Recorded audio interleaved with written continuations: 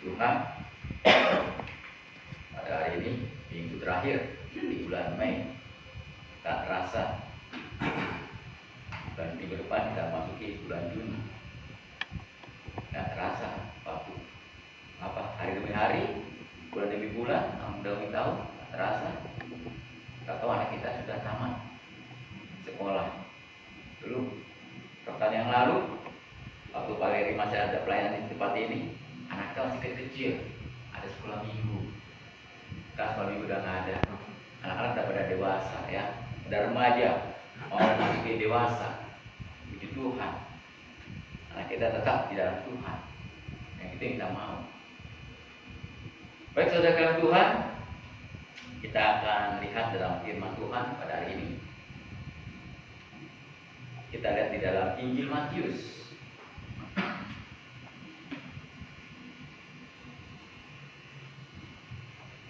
Injil Matius pasal yang kelima, Matius 5. Injil Matius pasal 5 ayat 13 sampai dengan ayat yang ke-16 kita akan baca.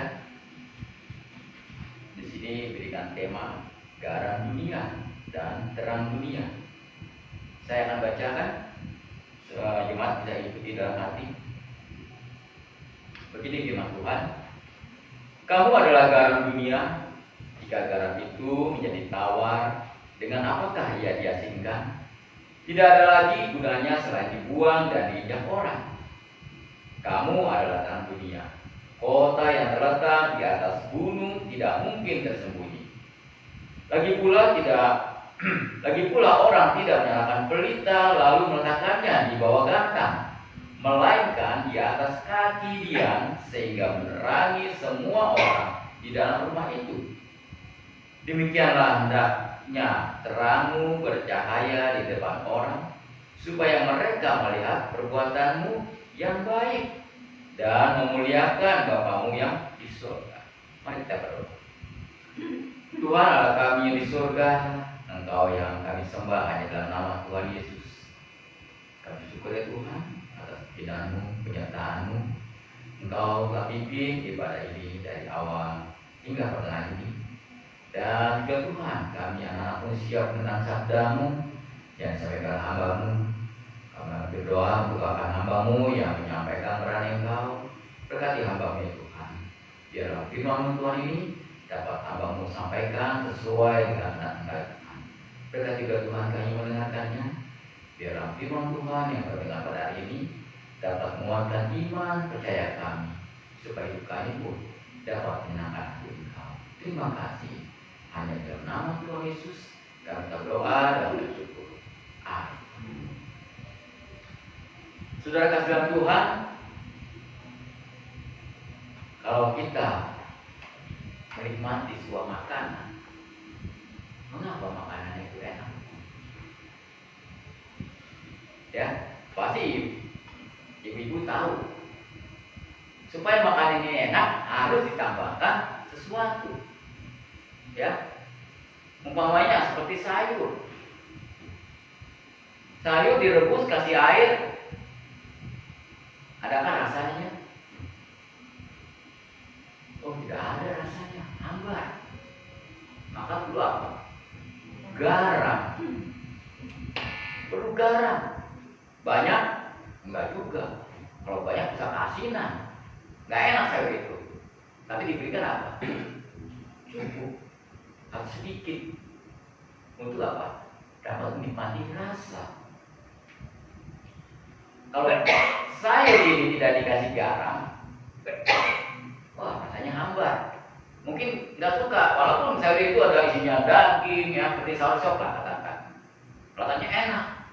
Tapi kalau nggak ada garam gimana? Wah, mungkin nggak enak jadinya. Dilihat enak tapi kalau dimakan nggak enak.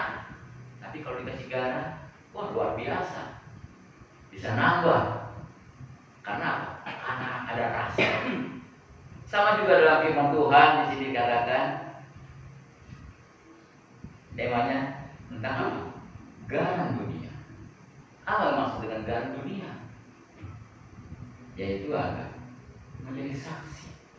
Ya, saya berikan tema pada hari ini itu, jadilah saksi.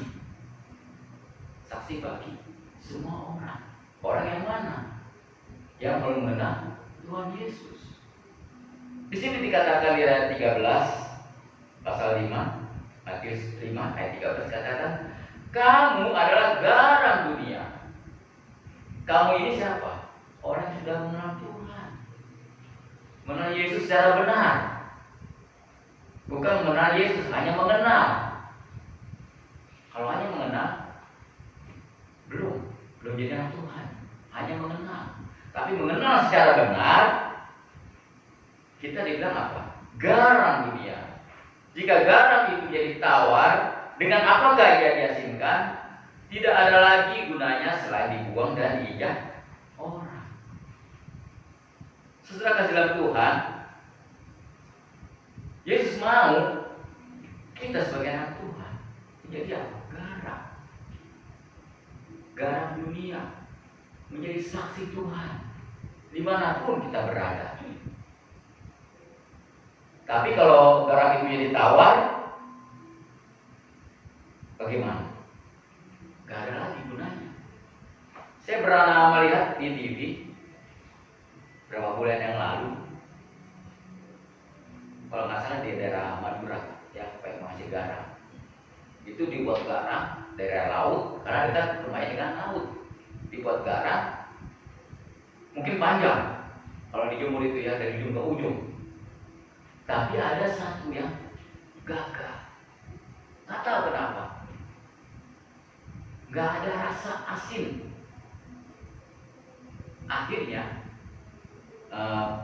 petani yang membuat garam ini kecewa.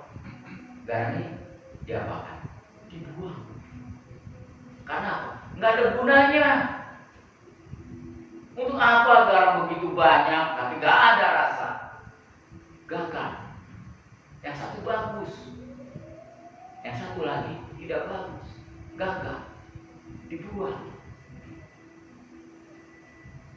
Saudara kasih dalam Tuhan, Tuhan mau kita jadi garam. Garam dunia. Menjadi saksi Tuhan. Di mana Tuhan menempatkan kita, kita jadi saksi. Baik dalam pergaulan kita, dalam perkataan, ya. Jangan kita bersaksi kepada orang yang mabuk, ya. Wah, kalau orang mabuk susah diikuti, kita bersaksi, nggak bakal nyambung. Kita bersaksi pada orang yang sehat secara jasmani. Dan sebagai dalam Tuhan dikatakan, kamu adalah garam dunia. Jika garam itu jadi tawar, dengan apakah ia diasinkan? Tidak ada lagi gunanya selain dibuang dan diinjak orang. Saudara dalam Tuhan, pada waktu saya remaja, memang saya bukan orang yang baik, orang yang benar di hadapan Tuhan dulunya. Apalagi masa-masa remaja, wah, saya hidup dengan kurang baik. Apalagi di Jakarta, tawuran pun saya ikut, ya. Teman satu sekolah saya, mungkin semuanya pada ingat ya, almarhum daripada Yangbe, teman sekolah saya, satu geng, kita dulu di sekolah, barunya bermain. Tetapi saya lebih dahulu percaya sama Yesus. Lalu saya memberitahukan kepada teman saya. Dan siang ini belum mau, keras sekali, susah. Tetapi ibu daripada Yangbe mau menerima Yesus. Melihat saya, Pak, salah tiap hari. Kemudian rumah Yangbe sama aku tuh Jakarta tuh dekat. Dan rumah aku ada gereja, saya pindah di situ. Kadang di situ bisa juga di tempat Patambunan, dekat. Tiap hari dia lihat ibunya yang begini, dan saya tiap hari ibu ke gereja. Dia bilang, salah, tolong anak saya yang beritahu supaya berubah. Saya bisa menyampaikan firman Tuhan kepada orang, tapi berubah itu bukan dari diri saya bilang. Tergantung dia. Mau nggak dia menerima Yesus? Saya bilang begitu, ibunya mau menerima Yesus.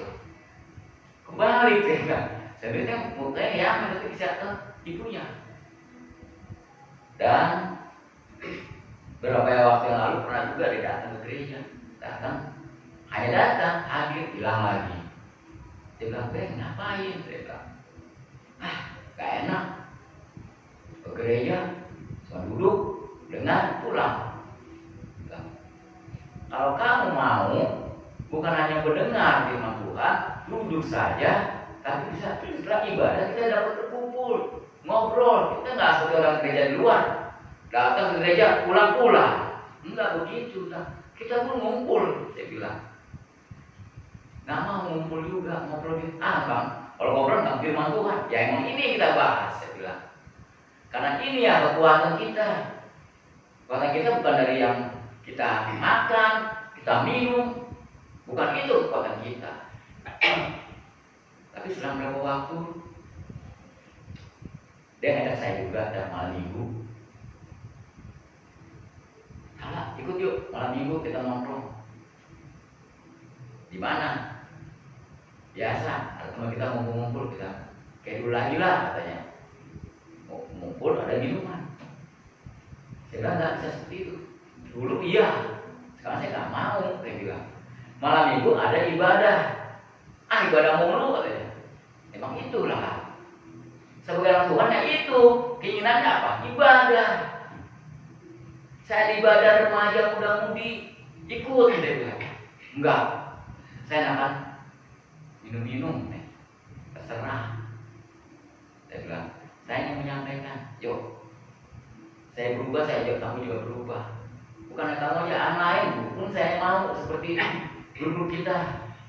Satu geng kita mau berubah. Tapi puji Tuhan. Berapa lama kemudian saya bilang, dia terima Yesus. Wah, puji Tuhan, dia bilang. Satu geng dengan kita dulu di sekolah.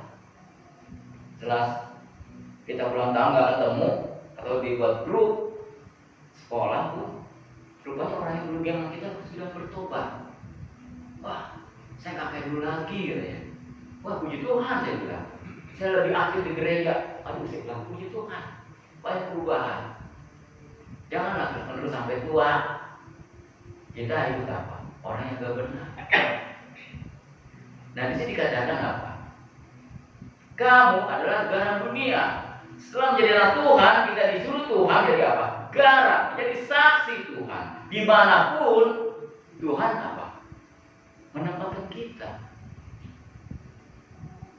Baik di lingkungan rumah kita kan, lingkungan kerja kita kan. Jangan seperti orang yang tidak mengenal Tuhan. Ikut, ya. Kalau kita melihat di dalam Roma 12, kita lihat dalam Roma 12. Ini juga ayat terkenal sekali.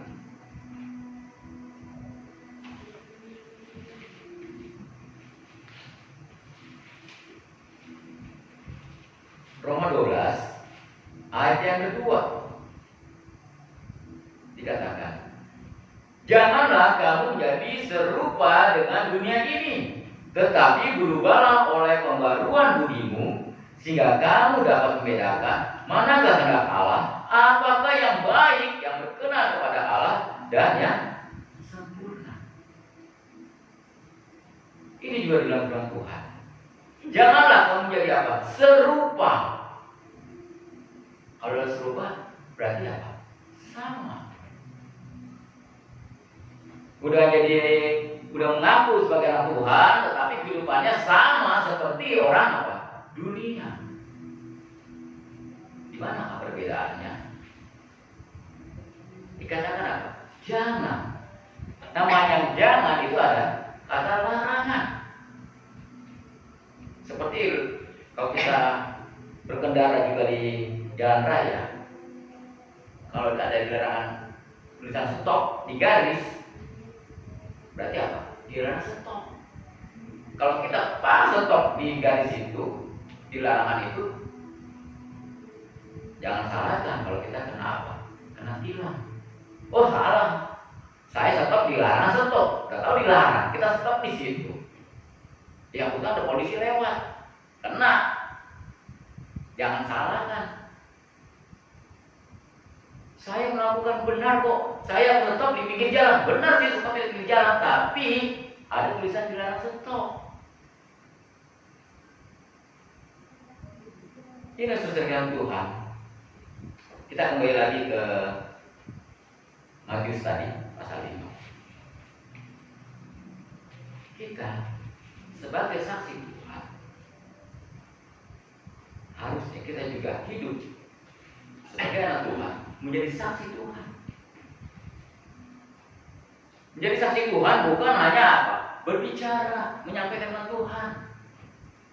Dari kehidupan kita, tingkah laku kita pun itu bisa dilihat oleh orang. Orang yang belum kenal Yesus, dia dapat apa? Melihat dari apa? Saksi kita, ya, sikap kita. Dia bisa melihat. Belum kita menyampaikan firman Tuhan, tapi kalau dia melihat sikap kita, oh anak Tuhan kok begini, oh tiap hari Minggu anak Tuhan tuh ke gereja, dia bisa melihat, dia rajin beribadah. Itu yang dilihat orang yang belum kenal Tuhan.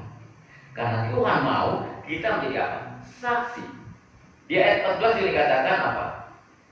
Ayat 14, kamu adalah terang dunia, kota yang terletak di atas gunung tidak mungkin tersembunyi. Ini dibilang lagi, bukan hanya sebagai garam dunia, tapi juga kamu apa? Adalah terang dunia. Dan dikatakan juga apa? Kota yang terletak di atas gunung tidak mungkin apa? Tersembunyi. Kalau rumah di atas bukit pasti kelihatan. Kalau rumah di dalam hutan itu juga nggak kelihatan, namanya di dalam. Tapi kalau rumah itu di atas kelihatan. Sama seperti apa? Monas. Dari jauh aja kita kelihatan itu Monas. Karena apa? Dia tinggi. Ya, kalau kita lihat dalam firman Tuhan juga ada orang pendek juga, Sakius. Dia pendek, nggak melihat yang tinggi nggak kelihatan karena dia pendek. Bagaimana dia mau melihat orang yang melihat Yesus? Harus naik apa? Pohon supaya kelihatan. Ini saudara Tuhan, dikatakan tentang Tuhan, kamu adalah terang dunia. Kota yang terletak di atas gunung tidak mungkin tersembunyi. Dan di ayat 15 juga dikatakan, lagi pula orang tidak menyalakan pelita lalu meletakkannya di bawah gantang, melainkan di atas kaki dia, sehingga menerangi semua orang di dalam rumah itu. Saudara Tuhan, ini diibaratkan kita kalau di rumah mati lampu. Wah, kalau mati lampu kita kenapa? Gelap. Kita tahu rumah kita keadaannya seperti ini. Tapi kalau mati lampu, kita jalan tuh pasti ada yang kesenggol. Nah, pasti ada yang kesenggol. Entah tuh ada bangku lah. Padahal kita tahu posisi bangku di sini, tapi kalau karena gelap kita lupa ada bangku di situ, kita kesenggol. Kita perlu apa? Lilin, penerang, ya, butuh penerang. Kalau kita butuh penerang, berarti penerang itu harus di atas, ditaruh di atas apa? Biasanya di atas meja bisa, supaya apa? Kelihatan. Bukan taruh lilin ya, taruh di bawah, di kolong, nggak kelihatan semuanya. Yang menerangnya hanya bawah yang terang, tapi atas tidak terang. Ini maksud daripada Tuhan. Kita sebagai anak Tuhan, kita dapat menerangi semua. Ya, semua ini bisa semua dalam keluarga. bukan hanya di dalam keluarga, baik juga di lingkungan di mana kita tinggal, bisa juga di lingkungan di mana kita bekerja. Ini juga Tuhan mau supaya kita jadi apa? Garam dunia sebagai terang dunia. Ini yang mau Tuhan. Mungkin kita nggak pandai berkata-kata menyampaikan firman Tuhan, tetapi sikap kita adalah orang yang takut akan Tuhan. Kalau kita anak Tuhan, kita juga dapat bersaksi melalui apa? Tingkah laku. Kalau tingkah laku kita sama seperti orang yang mengenal Tuhan, wah, kita bukan anak Tuhan, nggak bisa bersaksi. Diajak ini, ayo. Diajak ini, ayo. Yang nggak benar pun, ayo. Di mana kesaksiannya? Banyak orang dalam perkataan, saya nggak bisa menyampaikan firman Tuhan, saya nggak tahu firman Tuhan, tapi saya tahu firman Tuhan. Gampang. Kalau semua sudah mengaku anak Tuhan, tinggal aku aja. Waktu ke gereja, ya. Jangan ikut yang tidak benar. Kalau ikut yang nggak benar, kamu nggak bisa bersaksi. Karena kesaksian itu bukan hanya melalui perkataan. Tingkah laku kita pun ada kesaksian. Jangan sampai tingkah laku kita dapat mengecewakan orang. Dia aja lakukan begitu. Wah, bagaimana? Tidak apa. Orang yang belum mengenal Yesus secara benar, dia dapat melihat apa? Kesaksian kita, tingkah laku kita. Itu yang dapat dilihat, bukan hanya perkataan. Tingkah laku kita, itu yang dilihat orang. Jadi ini yang sudah kita Tuhan. Kita harus apa? Jadi garam dunia, jadi saksi dunia, dimanapun kita berada. Dia adalah saksi, ya. Dan kesaksian kita ini bukan datang daripada diri kita sendiri, nggak bisa. Kita perlu pertolongan. Pertolongan siapa? Tuhan tidak ada lagi di dunia ini, benar. Tuhan tidak ada lagi. Siapa yang menolong kita? Kita akan melihat di dalam 1 Korintus, Kisah Para Rasul. Ini ayat yang terkenal sekali. Kisah Para Rasul 1 ayat 8. Ini kata-kata Tuhan Yesus sebelum dia naik ke surga. Ya, nanti yang kita akan peringati. Kisah Rasul 1 ayat 8 dikatakan, tetapi kamu akan menerima kuasa kalau Roh Kudus turun ke atas kamu, dan kamu akan menjadi apa? Saksiku di Yerusalem dan di seluruh Yudea dan Samaria dan sampai ke ujung bumi. Ini saudara kasih dalam Tuhan. Kalau kita sudah mengakui anak Tuhan, kita dapat bersaksi. Karena apa? Karena ada kuasa Tuhan, yaitu apa? Roh Kudus. Tuhan tidak ada lagi di dalam dunia ini, tapi Tuhan mengirimkan apa? Roh Kudus bagi yang benar-benar percaya, menerima Yesus secara benar. Ini yang bisa Tuhan berikan pada kita, yaitu kita dapat pertolongan dari apa? Roh Kudus Tuhan. Kita nggak mampu, secara manusia kita nggak mampu, tetapi kita dapat mampu karena apa? Pertolongan dari Roh Kudus. Kita kembali lagi ke Injil Matius.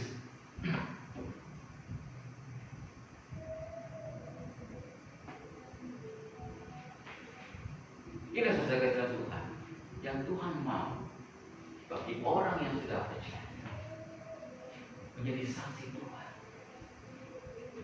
Ya, dimanapun kita berada, jadi saksi Tuhan dimanapun berada.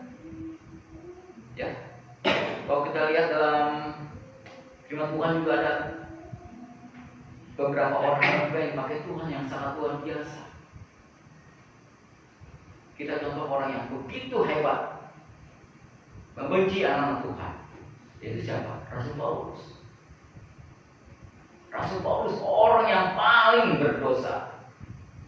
Dia benci anak Tuhan, dia bunuh. Tapi ketika dia bertobat, saksiannya luar biasa. Luar biasa saksiannya.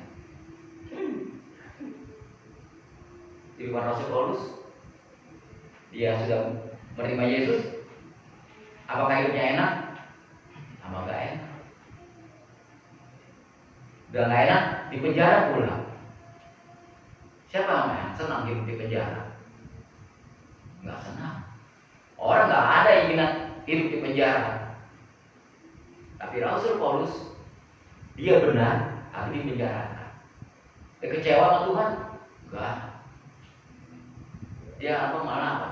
Menjadi saksi. Saksi orang yang dipenjarakan. Bukan hanya sebagai saksi dia orang yang dipenjarakan, tapi juga saksi sebagai kepala penjara pun. Dia bersaksi melalui apa? Perbuatan Rasul Paulus. Ketika goncang penjara itu, kebuka pintunya, pikir kepala penjara, waduh, orang yang penjara pasti kabur.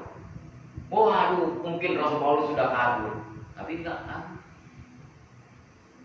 Dia ada di situ, tetap di situ. Mungkin bagi orang lain, ketika sesuatu terjadi, kabur, kesempatan. Tapi bagi Rasul Paulus, bukan kesempatan. Kesempatan apa? Untuk bersaksi. Bukan kesempatan untuk kabur, tapi bersaksi kepada apa? Kepala penjara. Bagaimana kepala penjara itu? Wah, senang. Bukan hanya senang, tapi dia bisa bersaksi juga. Dia mau menerima Yesus. Iya. Rasul Paulus. Kita banyak belajar dari Rasul Paulus. Yang dulunya jahat, ketika menerima Yesus, bukan makin senang.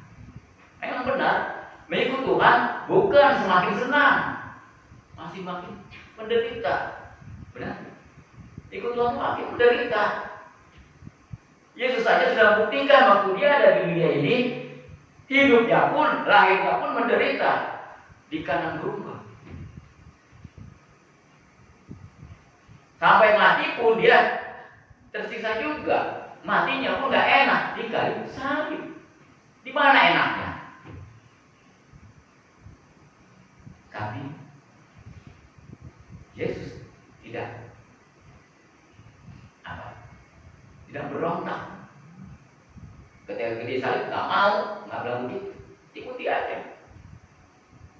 Emang dia harus disalibkan dan harus tercurah darahnya untuk sebagai penebus dosa kita. Ini sesuai dengan Tuhan. Kita harus jadi saksi Tuhan dimanapun kita berada. Mau keadaan enak pun, mau keadaan tidak enak pun, kita harus apa? Bersaksi. Tetap di dalam Tuhan. Saya sudah bikin gambaran Rasul Paulus. Hidupnya enak, jadi gak enak ikut Tuhan. Tapi tetap bersandar pada Tuhan. Tuhan sendiri pun juga hidupnya pun gak enak. Hidup gak enak, lahirnya gak enak, mati punya pun gak enak. Tetapi nanti kita akan enak apa? Di surga. Di dunia ini gak ada yang enak. Menderita. Memang kenyataan seperti itu. Tapi dalam penderitaan kita dapat apa? Kekuatan. Kekuatan kita bukan dari kekuatan kita sendiri. Mentang-mentang kita rajin olahraga, badan kita sehat. Wah, ini kekuatan saya. No. Bukan itu. Kekuatan kita berasal dari Tuhan. Karena apa? Kita anak Tuhan hanya bersandar pada Tuhan. Nama juga anak Tuhan, pasti bersandar pada Tuhan. Kalau secara jasmani, kita adalah anak daripada orang tua kita. Nah, kita bersandar pada orang tua kita karena kita anak. Itu secara jasmani. Tetapi secara rohani, kita anak Tuhan. Kita pun hanya bersandar pada Tuhan, bukan bersandar pada yang lain. Dan dikatakan juga di ayat 16 juga dikatakan, demikianlah hendaknya terangmu bercahaya di depan orang, supaya mereka melihat apa? Perbuatanmu yang baik dan memuliakan Bapamu yang di surga. Ini maksud daripada Tuhan Yesus. Tuhan Yesus ada maksud. Kamu ada kerja di sini, kamu tinggal di sini. Itu adalah maksud Tuhan. Supaya apa? Di ayat 16. Demikianlah hendaknya terangmu bercahaya di depan orang, supaya mereka melihat apa? Perbuatanmu yang baik dan memuliakan Bapamu yang di surga. Inilah maksudnya. Kamu menjadi garam dunia, menjadi terang dunia, supaya orang, yang tadi saya bilang, supaya orang melihat kita. Wah, rupanya si A ini baik, dia rajin ke gereja. Oh, rupanya dia taat kepada firman Tuhan. Mungkin suatu saat dia pun akan ikut, karena tertarik dengan kita. Jangan kita tertarik dengan dia, ikuti dia yang belum mengenal Tuhan. Kebalik, seharusnya kita jadi contoh, bisa mengajak orang.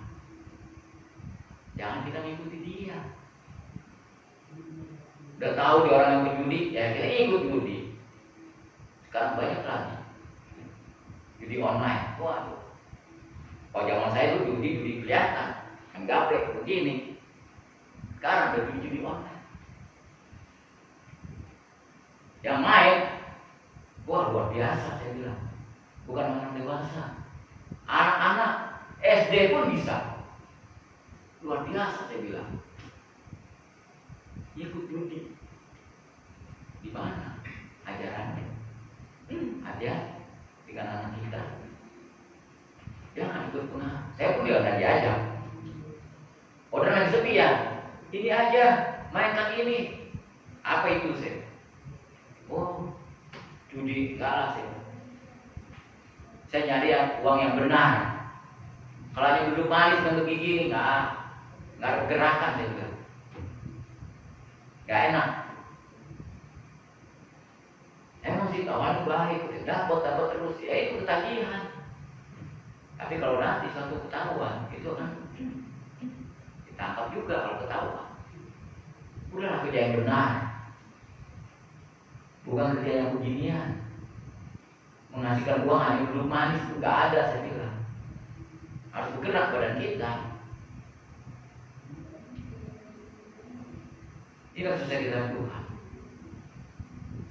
Kalau ada orang minta seperti itu, jangan kita ikut. Memang kita butuh uang, semua juga butuh uang. Tapi bagaimana cara menggapai uang itu? Banyak kan orang cari uang dengan usaha apapun. Tapi kita mencari uang yang sesuai dengan firman Tuhan. Harus apa? Bekerja. Tuhan nyuruh kita bekerja. Nggak disuruh duduk manis. Bekerja. Untuk dapatkan uang kita harus bekerja. Makanya saya bilang di lingkungan saya bahas anak muda hanya duduk manis, tenang, main game online, tapi judi online. Itu saya nggak pengaruh seperti itu. Lumayan dapat uang jutaan, nggak ngaruh. Ya berarti walaupun dapat saya kecil, tapi itu benar, itu lebih berharga. Saya begitu. Diam orang itu. Nggak apa-apa saya capek. Emang itu anak Tuhan harus kita harus capek. Mungkin cari nafkah itu harus capek. Nggak ada yang kita enak. Emang capek. Tapi anak sekarang cari uang gampang. Begitu ini duduk manis dapat duit, bukan itu.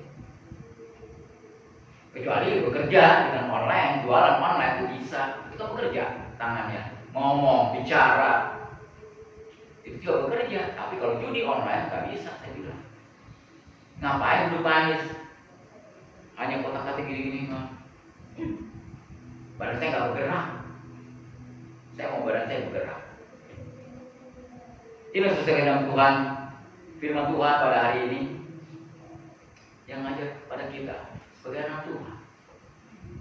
Kalau kita sudah mengaku tubuh kita ini anak Tuhan, tubuh ini milik Tuhan, jadilah saksi Tuhan.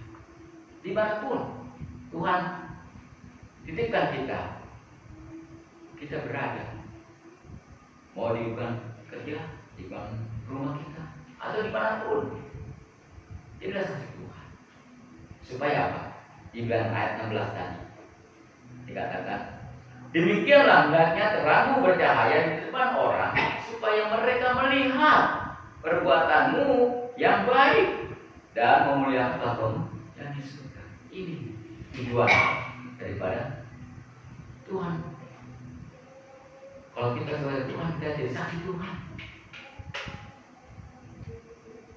Jangan bilang kita nggak bisa berkata-kata. Jangan apa-apa kita nggak bisa berkata-kata. Tapi tingkah laku kita jangan sesuai dengan firman Tuhan. Katakan tidak. Jangan tidak tapi mau. Itu yang nggak mau Tuhan. Pelan namanya. Ya. Kita sesuai dengan Tuhan, firman Tuhan pada hari ini. Biarlah ini pun menjadi kekuatan bagi kita, supaya kehidupan kita dimanapun Tuhan berikan kepada kita, di mana kita berada, biar itu kita pun menjadi saksi Tuhan. Ya, baik keadaan yang nggak baik ataupun keadaan yang baik pun sekalipun, tetap kita berdiri teguh di dalam Tuhan. Ya, tadi kita sudah berikan contoh dari Rasul Paulus yang begitu jahat. Ketika dia tahu firman Tuhan, dia selamat, dia tidak memberikan yang tidak baik juga. Ketika dia sudah percaya Yesus, dia berikan yang terbaik. Dia percaya pada Tuhan Yesus. Contohnya yang tadi saya bilang, Rasul Paulus bisa sebagai saksi Tuhan. Di penjara pun dia dapat bersaksi, baik dalam orang-orang di penjara dan orang yang kepala penjara pun menjadi percaya pada Rasul Paulus. Karena apa? Sikap dari Rasul Paulus. Mungkin juga kita, mungkin yang kita sudah bertahun-tahun menjadi anak Tuhan, terus jangan patah semangat dalam Tuhan. Terus sebagai saksi Tuhan, jangan kendor apapun keadaannya. Ya, berkasih dengan Tuhan, silakan Tuhan, biar ini jadi kekuatan bagi kita, supaya kehidupan kita dapat menyenangkan hati Tuhan. Amin. Mari kita doa. Tuhan dalam surga, Allah kami yang baik, Engkau yang kami sembah, kami sapa adalah nama Tuhan Yesus. Kami syukur Tuhan atas firman-Mu pada hari ini, yang mengajar pada kami, supaya kami pun menjadi saksi Tuhan dimanapun kami berada. Biarlah kami jadikan contoh teladan bagi Engkau Tuhan, sama seperti dengan Rasul Paulus yang Tuhan pakai secara luar biasa. Sekalipun dia dipenjarakan, keadaan tidak enak, tetapi dia tetap setia kepada Tuhan, menjadi contoh Tuhan, menjadi saksi Tuhan. Baik orang yang dipenjarakan maupun kepala penjara itu menjadi percaya kepada Tuhan. Demikian juga dengan hidup kami Tuhan. Kami mau menyenangkan hati Engkau dimanapun Engkau titipkan kami, di dalam pekerjaan kami, dalam hubungan keluarga kami, dalam lingkungan kami Tuhan, tempat tinggal kami. Biarlah kami pun dijadikan contoh teladan, supaya mereka melihat terang kami yang begitu bercahaya di depan orang, supaya mereka melihat perbuatan kami. Terima kasih Tuhan Yesus. Ampuni Tuhan, mungkin dalam minggu yang lalu kami kurang berkenan kepada Engkau Tuhan, tetapi Tuhan, mulai hari ini kami mendengar pada firman Tuhan, kami percaya akan firman-Mu, dan biarlah hidup kami pun dapat menyenangkan Engkau. Terima kasih. Hanya nama Tuhan Yesus kami berdoa dan bersyukur.